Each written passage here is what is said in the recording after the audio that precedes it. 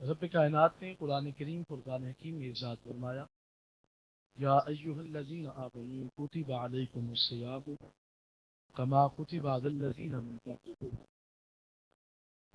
خدا فرماتا ہے کہ اے ایمان والو، تمہارے اوپر روزہ فرض کر دیا گیا جیسا کہ تم سے قبل پر روزہ فرض کیا گیا۔ مالک روزے کی فرضیت کا مقصد کیا تھا؟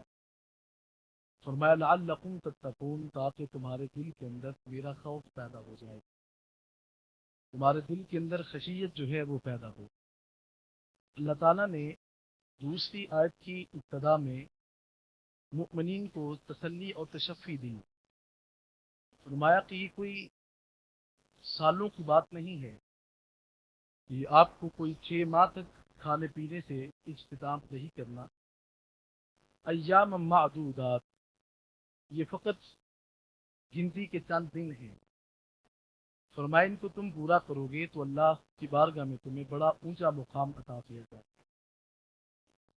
حضور سرور کونین علیہ الصلوۃ والسلام، تاجدار ختم المطبت علیہ الصلوۃ والسلام نے ارشاد فرمایا کہ جنت کے اندر ایک دروازہ ہے جس کو باب الریان کہا جاتا ہے، اور آقا علیہ الصلوۃ والسلام نے فرمایا قیامت کے دن پکارا جائے گا کہ این الصائم، روزہ رکھنے والا کہاں ہے، اور اس کو حکم دیا جائے گا کہ تو اس دروازے سے گزر کر جنت کا راہی بن جا۔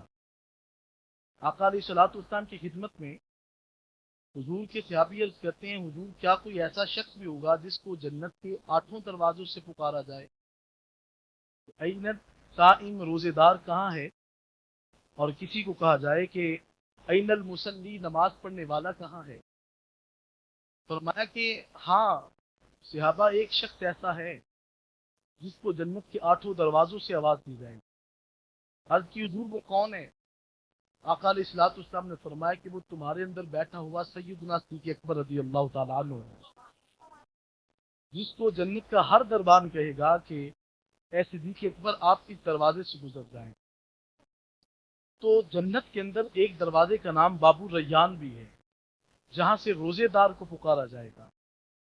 آقا کریم علیہ الصلوۃ والسلام نے اس گنتی کے چند دنوں کے اندر جو ہے وہ مشقت کرنے کا حکم دیا ہے، محنت کریں، مشقت کریں، اور جو انسان مشقت اٹھاتا ہے اللہ اس کو بڑا اونچا مقام عطا فرماتا ہے۔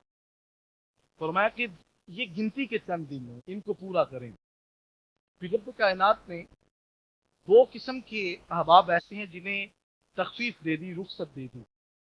فرمایا فمن کان منکم مریضا او علی سفر فعدۃ من ایام اخر، جو تم میں سے کوئی شرعی مریض ہو جائے، جس کو کوئی ایسا مرض لاحق ہو جائے کہ اگر میں نے روزہ رکھا تو میری بیماری بڑھ سکتی ہے، جس کو مسلم طبیب نے کہا ہو اپنے جو ہے وہ صرف جو ہے وہ ذہن کی وجہ سے روزہ نہیں توڑا جا سکتا اور نہ ہی اس کو چھوڑا جا سکتا ہے، اس کا آپ کے ذمے کی کفارہ پڑے گا۔ یعنی ذہن کے اندر یہ بات پیدا ہو گئی کہ روزہ رکھا تو ہو سکتا ہے کہ میری آنکھ میں درد بڑھ جائے، یہ ہو سکنے کی وجہ سے روزہ نہیں چھوڑا جائے گا۔ اس کے لیے مسلم طبیب، جس کو مسلمان ڈاکٹر نے کہا ہو کہ اگر روزہ رکھا تو تمہاری بیماری بڑھ سکتی ہے۔ یوں سمجھ لیں کہ جیسے کوئی ایسا شخص ہے کہ جس کو شوگر کا مرض ہے، العیاذ باللہ، خدا معاف کرے، اللہ تعالیٰ صحت سے لگا دے، اگر ایسی بیماری لاحق ہو جائے تو اس کو بار بار پانی کی حاجت ہوتی ہے، اس کو پانی کی طلب ہوتی ہے۔ تو ایسا شخص جس کو یہ معاملہ درپیش ہو تو اس کے لیے شریعت نے رخصت رکھی ہے کہ وہ روزہ جو ہے اس کو، اس کے اندر تخفیف ہے، اس کو چھوڑ سکتا ہے۔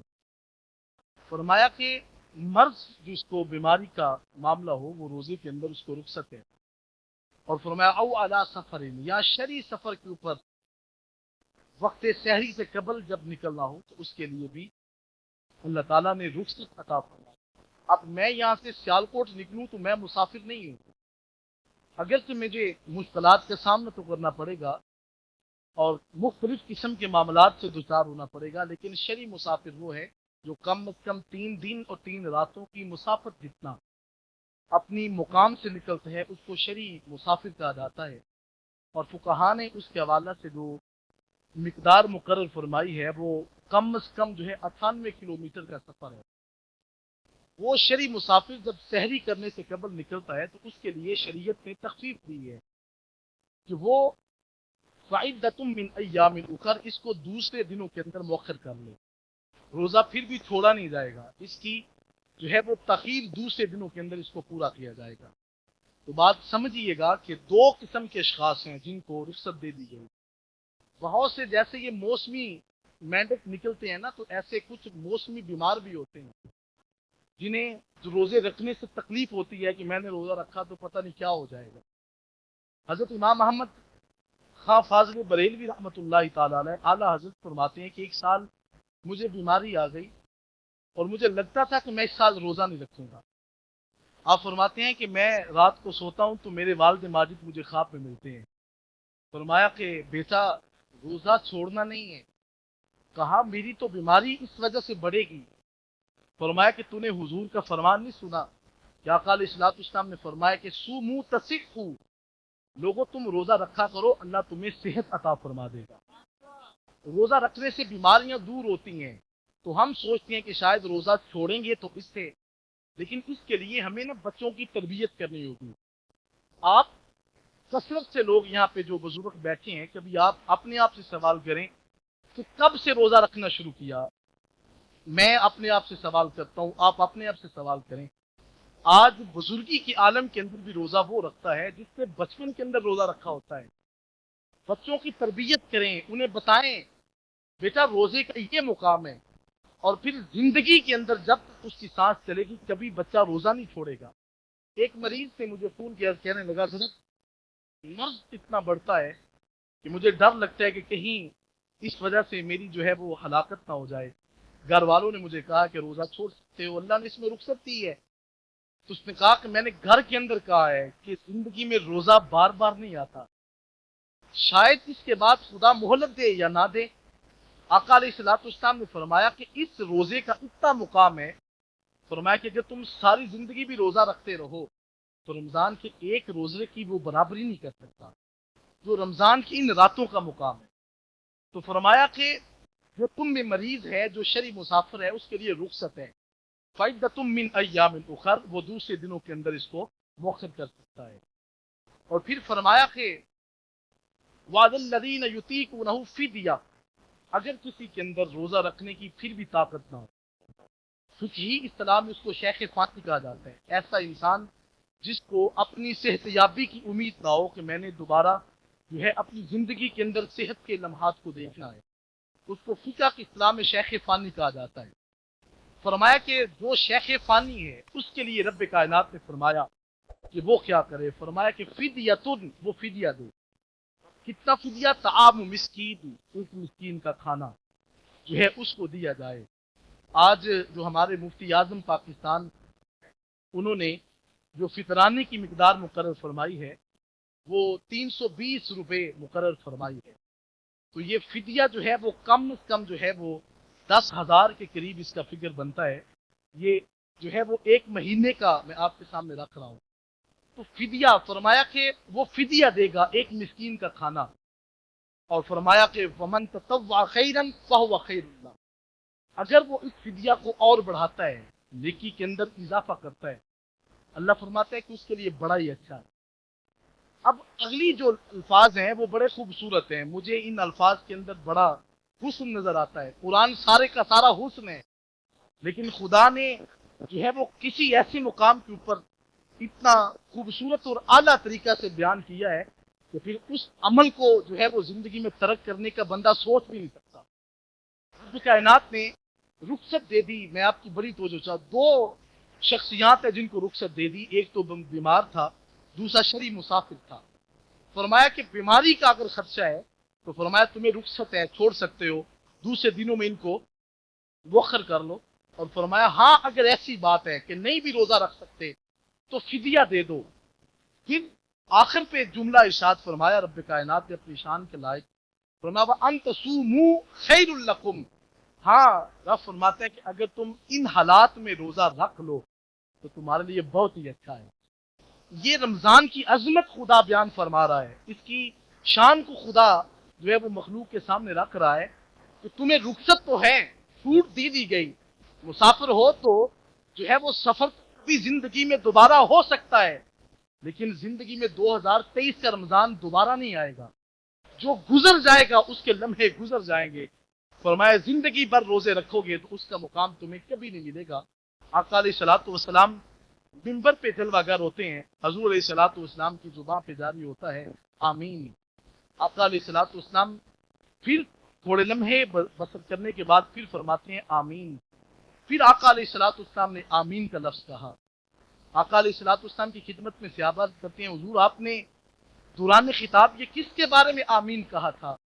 آقا علیہ الصلوۃ والسلام نے فرمایا کہ ابھی ابھی میری بارگاہ میں جبریل امین آئے اور انہوں نے آ کر کے کہا حضور جو زندگی میں ماہ رمضان کو پائے اور رمضان المبارک کی سعادت بڑی لمحوں کے اندر اگر اس نے اپنی بخشش کا سامان نہیں کروایا تو پھر اللہ اس کو اپنی رحمت سے دور کر دے۔ آقا علیہ الصلوۃ والسلام نے فرمایا آمین۔ پھر فرمایا کہ جو انسان اپنے والدین کو بڑھاپے میں پاتا ہے اور اس عالم کے اندر میرا آقا علیہ الصلوۃ والسلام نے فرمایا کہ جو ان کی خدمت کر کے تو جنت نہ کمائے، تو جبریل نے کہا کہ اللہ اس کو اپنی رحمت سے دور کرے۔ حضور فرماتے ہیں آمین۔ جس کو آقا علیہ الصلوۃ والسلام نے کہہ دیا ہو آمین، اس کو فیض کہاں سے حاصل ہوگا؟ تو یاد رکھیے گا انسان کے لیے اس کے پاس سب سے بڑا جو تحفہ ہوتا ہے اس کے والدین کا ہے۔ کبھی کبھی ان کے چہرے کی طرف دیکھا کریں، ان کی زیارت کریں۔ جب آپ ان کی زیارت کرنے کی کوشش کرتے ہیں تو اللہ آپ کو حج مبرور کا ثواب عطا فرماتا ہے۔ تو فرمایا تیسرا شخص وہ ہے کہ جس کے بارے میں آقا علیہ الصلوۃ والسلام نے فرمایا کہ جبریل نے کہا حضور جس کے سامنے آپ کا نام لیا جائے صلی اللہ ہو، فرمایا کہ حضور آپ پر اس نے درود بھی نہ پڑا تو اللہ اس کو بھی اپنی رحمت سے دور کر دے۔ آقا علیہ الصلوۃ والسلام نے آمین کہہ دیا۔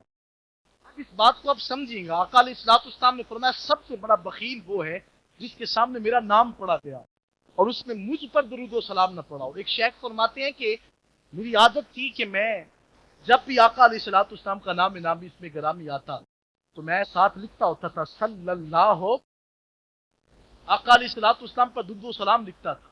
جب ان کا وصال ہوتا ہے تو میں وصال کے بعد ان کو ایک شخص نے دیکھا تو وہ 70,000 فرشتوں کو جماعت کروا رہے تھے۔ پوچھا حضرت یہ مقام آپ کو کیسے ملا؟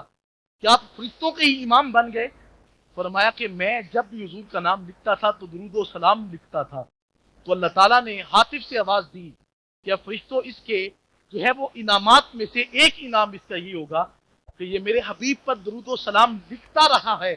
تو فرمایا کہ اس کو آج ہم دنیا کی نہیں بلکہ فرشتوں کی امامت عطا فرما دیتے ہیں۔